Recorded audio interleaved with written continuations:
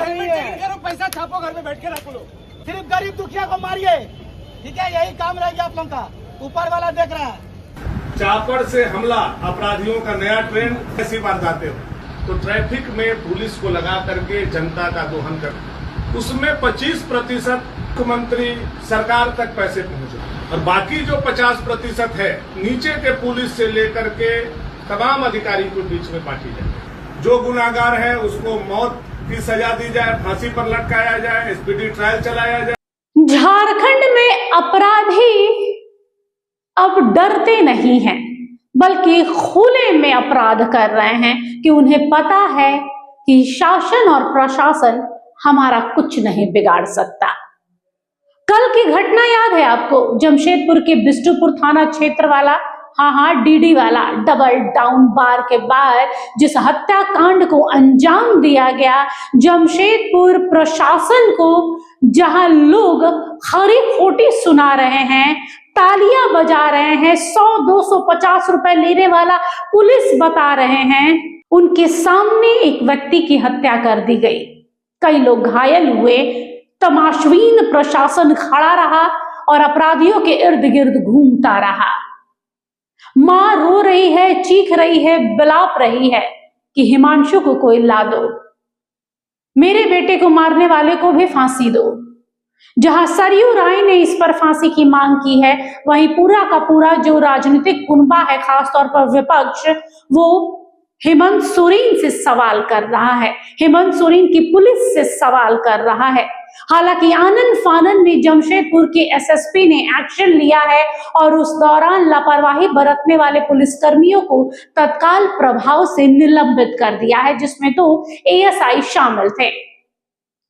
हालांकि ये मामला अभी दबने वाला नहीं है, फांसी देने की मांग उठने लगी है। तत्काल उन्हें जितना कठोर सजा दिया जा सकता है वो देने की मांग उठ रही है और इस पे अब भाजपा ने प्रेस कॉन्फ्रेंस किया था, जिसमें भानु प्रताप शाही, पूर्णिमा दास साहू वहां पर बैठे थे और उन्होंने जमशेदपुर में हुए इस अपराध की निंदा करते हुए क्या कहा है, आइए एक नजर डाल लेते हैं।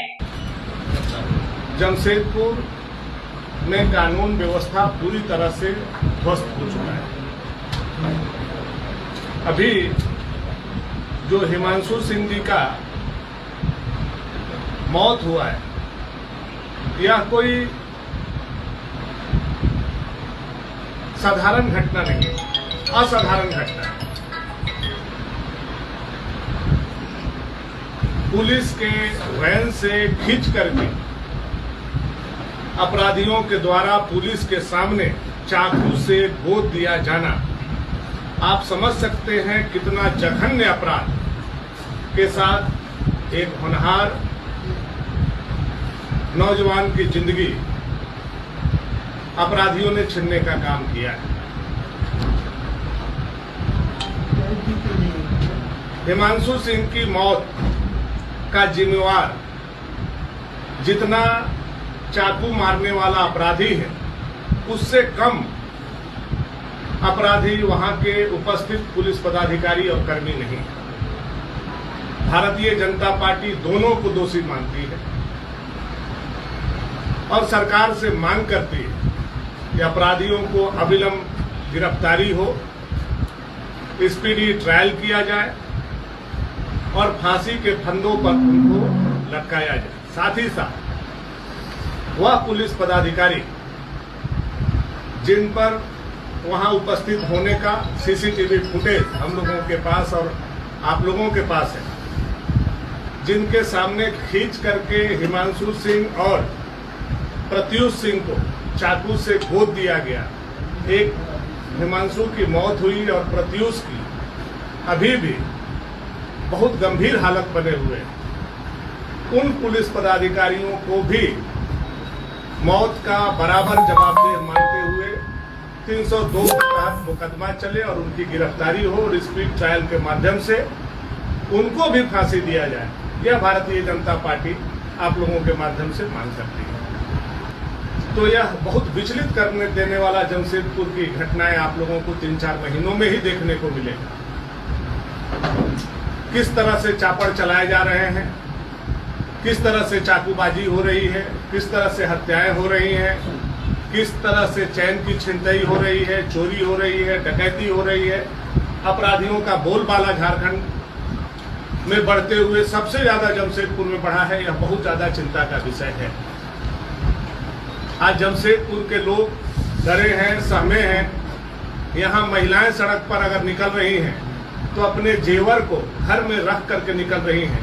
यह बताता है कि कितना बड़ा भय का वातावरण जमशेदपुर में है। जैसा कि मुझे संज्ञान है और आप लोगों को भी मैं बताना चाहता हूं, लगभग 2800 पुलिस सिपाही से लेकर के इंस्पेक्टर तक का यहाँ का स्ट्रेंथ है जो आपका जमशेदपुर है। मात्र 1600 उसमें हमारे कार्यरत पुलिसकर्मी और पदाधिकारी इंस्पेक्टर तक।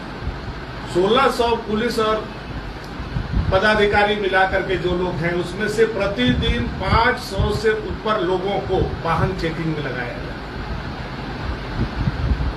जबकि यह सीसीटीवी के माध्यम से चेक किया जा सकता था और व्हीकल एक्ट के माध्यम से जो व्हीकल पर उल्लंघन कर रहे हैं उनको घर नोटिस भेज करके पैसा वसूला जा सकता है। लेकिन आप जानते हैं कि अपराध क्यों बढ़ रहा है, चापड़ क्यों चल रहे हैं, चाकू क्यों चल रही है, हत्याएं क्यों हो रही हैं? चूंकि पुलिस प्रशासन का पूरा सबसे ज्यादा यहाँ अगर दोहन हो रहा है तो ट्रैफिक में पुलिस को लगा करके जनता का दोहन करने की कोशिश की जा रही है। 25% वाहनों को चेकिंग के नाम पर केवल सरकार के खाते में रसीद काट करके पैसा लिया जा रहा है। 75% जो पैसे प्रतिदिन करोड़ों रुपए आ रहे हैं चेकिंग के माध्यम से, उसमें 25% मुख्यमंत्री सरकार तक पैसे पहुंच गए और बाकी जो 50% है वो नीचे के पुलिस से लेकर के तमाम अधिकारी के बीच में बांटी जाती है।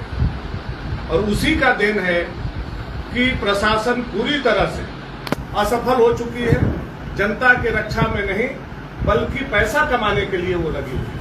उसी का देन है कि आप देखिए, आप ही के पेपर में ये चीजें छपी हुई हैं कि रंगदारी नहीं देने पर घर तोड़ा।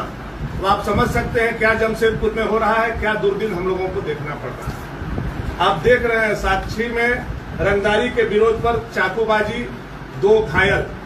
ये प्रदर्शित करता है कि आज जमशेदपुर की हालत कितना जर्जर हो चुका है। आप देखिए साक्षी में दिन दहाड़े रंगदारी के लिए चाकूबाजी, 3 घायल। ये अलग अलग घटनाएं हैं, एक घटना का मैं जिक्र नहीं कर रहा हूँ, अलग अलग घटनाओं का ये पेपर कटिंग है जो मैं आप लोगों को दिखाना चाहता हूँ। ये जमशेदपुर का दुर्दशा हो गया है, यहाँ के लोग कितने डरे सहमे हैं इससे प्रदर्शित होता है। आप देखिए चापड़ से हमला, अपराधियों का नया ट्रेंड। फुलमुरी में 2 बार पिछले 10 दिनों में 7 ऐसी वारदातें हुई, 7 वारदातें हुई 10 दिनों में। पुलिस मुखदर्शक बन के बैठी हुई है, पुलिस पैसा तसीलने में बैठी हुई है, पुलिस कमीशन खाने में बैठी हुई है। जनता के लिए उनके पास समय नहीं।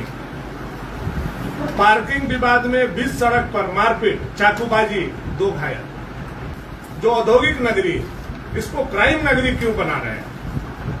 इसको आप हया दोहन करने के लिए पुलिस को बैठाए हैं कि क्राइम कंट्रोल करने के लिए पुलिस को बैठाए हैं? मैं यहाँ के एसएसपी से मांग करता हूं कि कल वो, जैसे मैं आज press conference Bharatiya Janata party की तरफ से कर रहा हूं हिमांशु के मौत पर, कि जो गुनाहगार है उसको मौत की सजा दी जाए, फांसी पर लटकाया जाए, स्पीडी ट्रायल चलाया जाए, साथ साथ पुलिस के ऊपर कार्रवाई की जाए, पुलिस को भी फांसी लटकाया जाए।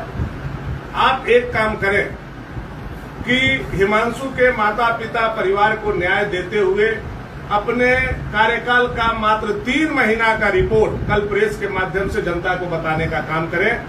ये तो भाजपा की ओर से प्रेस कॉन्फ्रेंस किया गया था। इसमें जेएमएम के जो प्रवक्ता हैं कुणाल सारंगी, उन्होंने भी अपनी बात रखी है। आइए एक नजर डाल लेते हैं। न केवल एक नृशंस हत्या है बल्कि बहुत दुर्भाग्यपूर्ण है और शहर के अमन चैन को लेकर जो एक बड़ी चुनौती आज प्रशासन के सामने इन अपराधियों ने दी है, इसको भी दर्शाता है।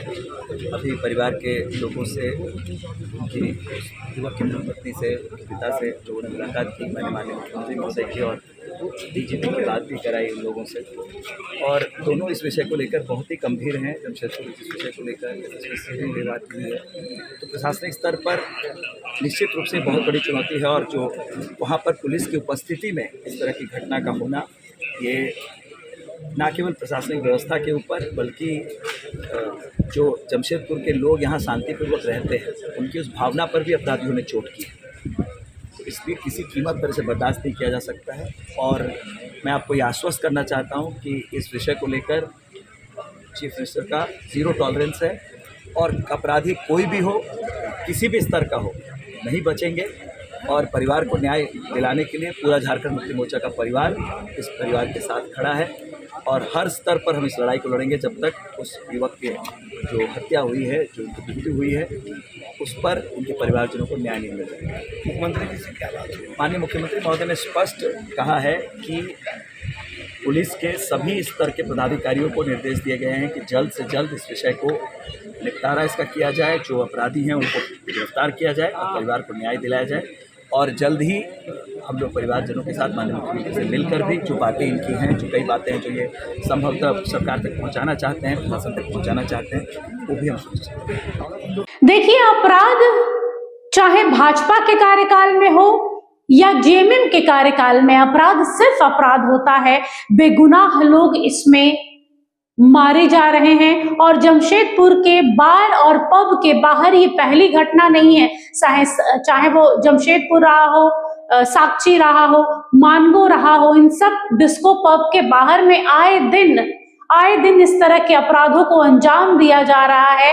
और आपसी जो रंजिश है वो शराब पीने के बाद ही शुरू होती है, और उसके बाद नशे में एक दूसरे पर लोग हमला बोल रहे हैं, बेकसूर लोग मारे जा रहे हैं, लोग तमाशबीन बने हैं, और बस ये सिलसिलेवार तरीके से जारी है। फिलहाल इस पर क्या एक्शन लिया जाता है, आगे की कार्रवाई क्या होती है, जांच अभी जारी है, कुछ भी कहना जल्दबाजी होगी। फिलहाल के लिए बस इतना ही। देखते रहिए HNN न्यूज़। नमस्कार। जो है, अगर आपको हमारा ये वीडियो अच्छा लगा तो इसे लाइक करें, शेयर करें और हाँ, सब्सक्राइब करना ना भूलें।